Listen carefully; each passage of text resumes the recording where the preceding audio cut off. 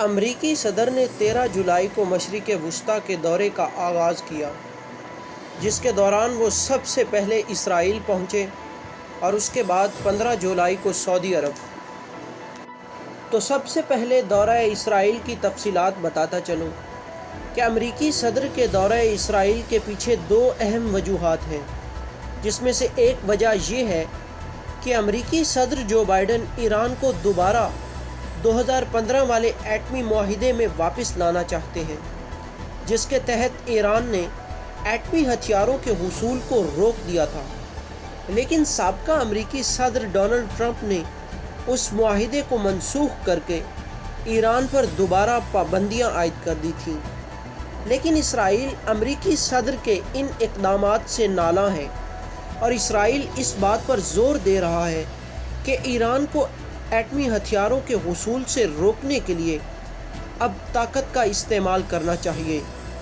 اور اس بات کا اظہار انہوں نے امریکی صدر جو بائیڈن کے ساتھ اپنی مشترکہ پریس کانفرنس کے دوران کیا۔ This past year, with Russia's unjustified invasion of Ukraine, with the Iranian nuclear threat becoming more dangerous, and with the threats of terrorism worldwide, we were all reminded of something. In order to protect freedom, sometimes force must be used. Nobody wants that, but neither can we shy away from it. لیکن جواب میں امریکی صدر نے کہا کہ طاقت کا استعمال آخری آپشن ہوگا، اور اس سے پہلے وہ ہر سیاسی و سفارتی حربہ استعمال کریں گے جس سے ایران کے ایٹمی پروگرام کو روکا جا سکے۔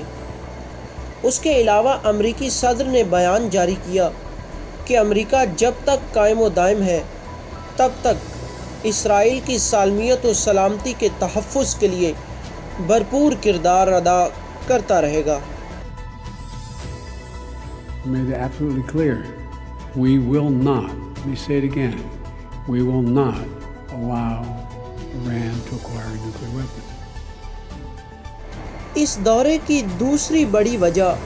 اسرائیل اور سعودی عرب کے درمیان تعلقات کو قائم کرنا ہے، تاکہ خطے میں ایران کے بڑھتے ہوئے اثر و رسوخ کو کم کیا جا سکے اور روس اور چائنا کی پیش قدمی کو روکا جا سکے۔ اسی سلسلے میں بڑی پیش رفت یہ تھی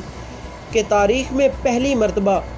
امریکی صدر نے براہ راست اسرائیل سے ریاض تک کا ہوائی سفر کیا۔ یہ موقع تاریخی اس لیے تھا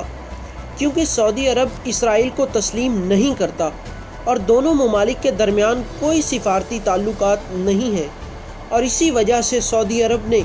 اسرائیل کے لیے اپنی فضائی حدود بند کر رکھی تھیں، جو امریکی صدر کے دورہ سعودی عرب سے چند گھنٹوں قبل تمام ممالک بشمول اسرائیل کے لیے کھول دی گئیں۔ اور اب دورہ سعودی عرب کی تفصیلات بتاتا چلوں کہ یہ دورہ بھی منفرد اور حیرت انگیز تھا، اور وہ اس لیے کہ اس سے قبل امریکی صدر نے صدارتی انتخابات کی دوڑ کے دوران سعودی حکام پر جمال خاشقجی کے قتل کے الزام پر کڑی تنقید کی تھی، اور کہا تھا کہ سعودی عرب انسانی حقوق کی سنگین خلاف ورزیوں کا مرتکب ہوا ہے۔ امریکی صدر کے اس دورے پر امریکی عوام میں حیرانگی بھی ہے اور کسی قدر ناراضگی بھی ہے۔